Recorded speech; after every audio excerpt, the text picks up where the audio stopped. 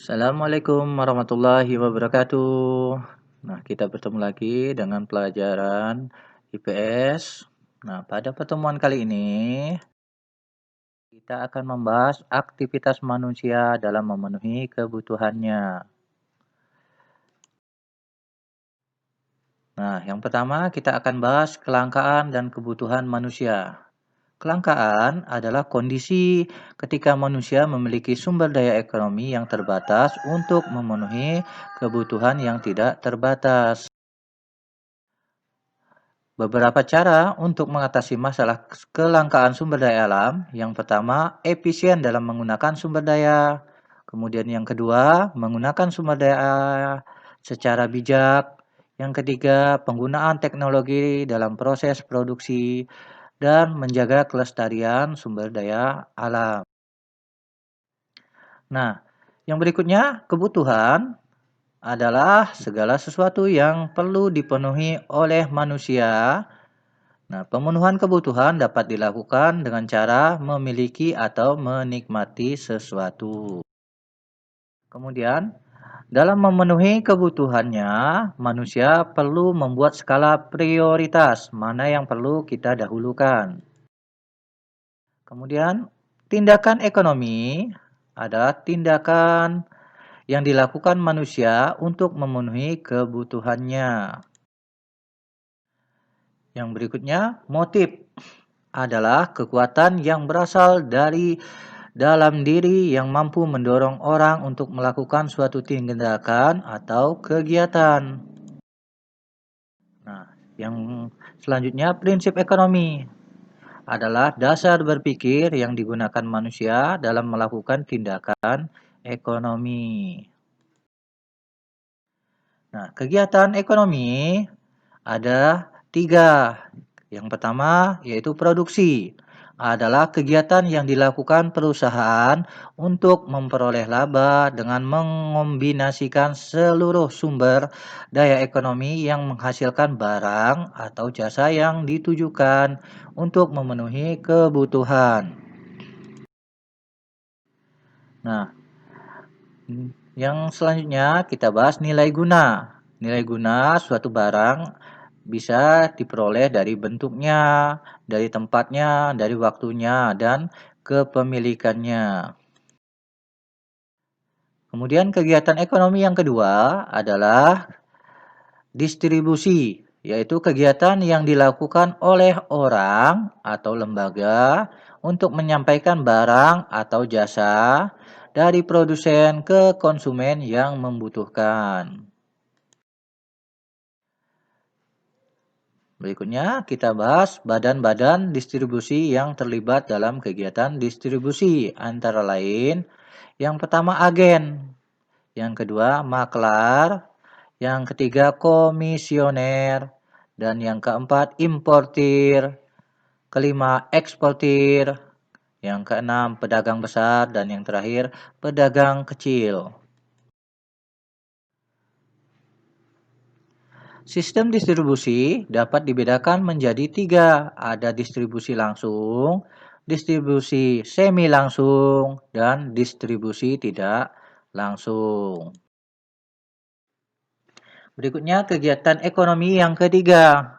Konsumsi adalah kegiatan yang dilakukan oleh orang atau badan untuk menghabiskan atau mengurangi nilai guna suatu barang atau jasa dalam rangka memenuhi kebutuhan manusia.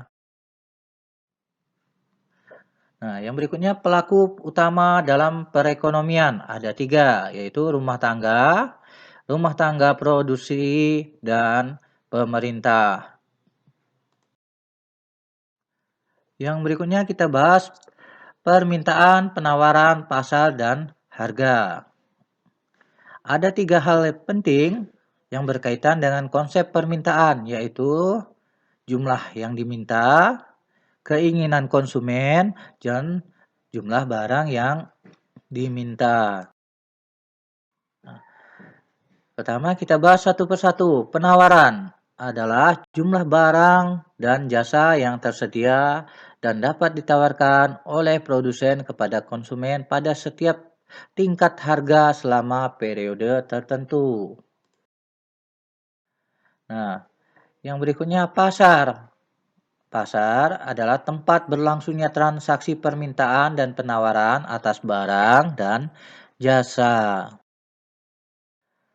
Nah, yang selanjutnya kita bahas fungsi pasar. Fungsi pasar ada fungsi distribusi, fungsi pembentuk harga, dan fungsi promosi.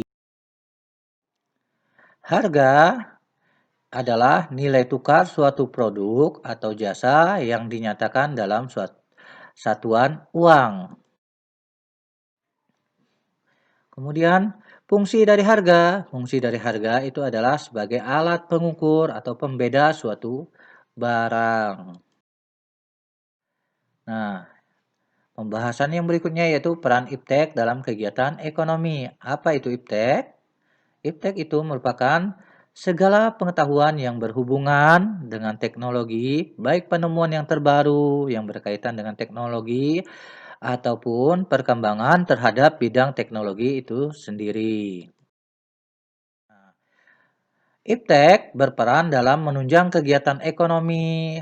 Kemajuan iptek membuat pembuatan barang atau penjualan dan pembelian semakin mudah. Contohnya, sekarang banyak toko-toko online seperti Shopee, Bukalapak, Lazada, Kaskus, Tokopedia, OLX, Blibli, dan Fastpay. Yang berikutnya, dari sisi produksi, kemajuan iptek akan membantu kegiatan ekonomi misalnya yang berkaitan dengan kemajuan mesin-mesin produksi seperti pembuatan mobil ini akan lebih mudah dengan adanya perkembangan iptek. Yang berikutnya dari sisi distribusi, kemajuan iptek akan mempermudah pemesanan hingga pengiriman barang.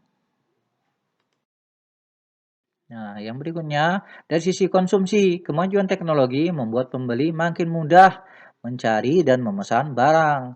Mereka hanya cukup dengan gadget bisa membeli barang atau memesan barang.